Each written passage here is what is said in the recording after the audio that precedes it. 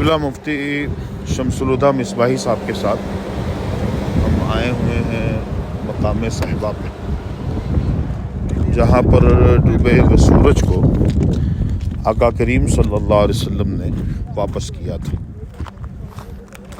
क़िबला मुफ्ती साहब के साथ हमारा सफ़र रहा है और कल इंशाअल्लाह वीडियो अपलोड होगी है, तो मुकम्मल वीडियो आप ज़रूर देखिएगा, इंशाअल्लाह बहुत मज़ा आएगा। पहले वो मस्जिद में आपको दिखा देता हूँ। ये वो मस्जिद है, मस्जिद साहिबा, जहाँ पे आका करीम सल्लल्लाहु अलैहि वसल्लम ने हज़रत अली रज़ी अल्लाह तआला अन्हु के लिए डूबे हुए सूरज को वापस किया था। ये दौर कदीमा की मस्जिद है जिसके निशानात अभी भी कायम हैं, इस तरफ। तो कल इंशाअल्लाह वीडियो अपलोड होगी, आप लोग मुकम्मल वीडियो देखिएगा। क़िबला मुफ्ती शमसुल